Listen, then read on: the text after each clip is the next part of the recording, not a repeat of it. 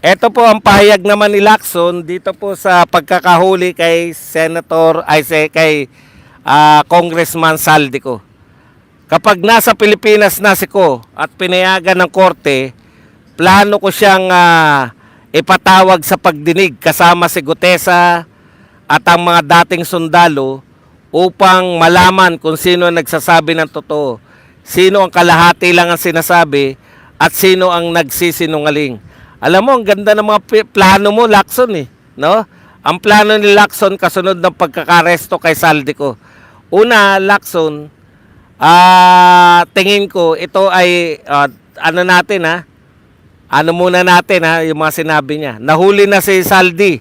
He is now detained in Prague after crossing the Czech Republic without proper documentation and is currently in custody of Czech authority. Sabi po yan ng Pangulo. Yan.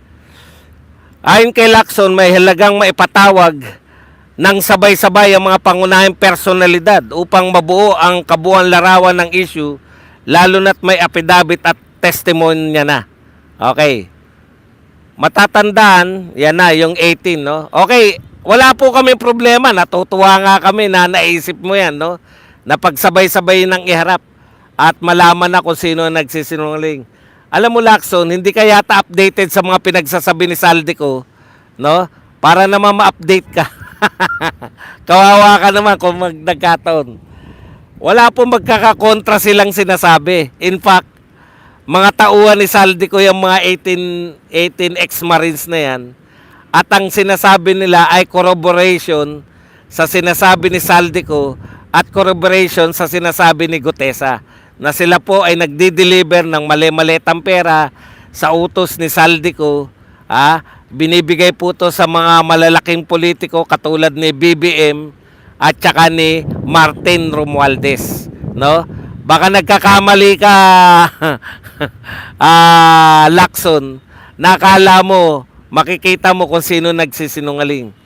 Pero ganun pa man, bagamat kami ay natutuwa sa announcement mo na gusto mo silang ipatawag sa Senado, may trust issue na rin kami sa iyo.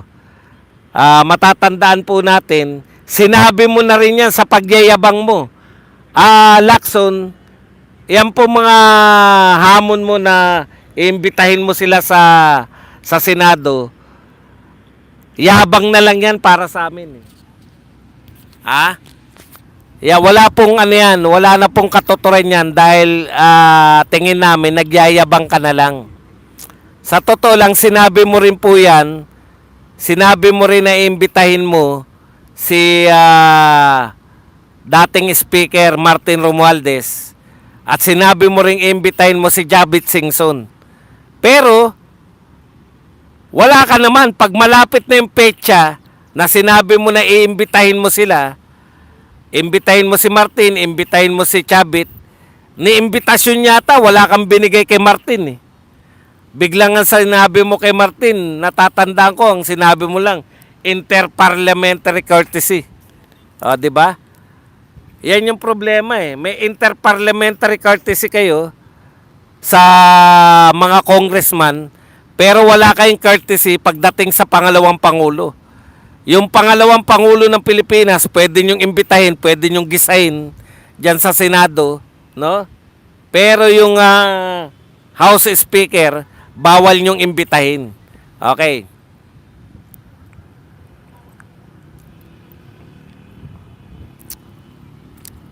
Sa madaling sabi, mga kapatid, itong si Ping Lacson, hindi na po kapanipaniwala itong sinasabi nito. Mamaya, pag nariyan na si Saldico, hindi niya rin iimbitahin. Kumbaga, spur of the moment dahil kinakailangan niya mag-react Matatabunan siya Alam niyo si Lacson, gusto niya araw-araw.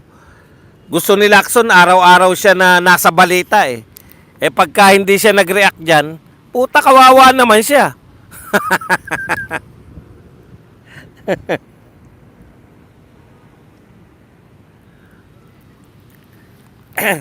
Wala siya sa eksena. Ganyan po talaga yung mga taong walang silbi. Mahilig pong mahilig pong mag-project lang. Gusto nila araw-araw sila nababalita. Araw-araw may press con kahit mga walang silbi sa buhay.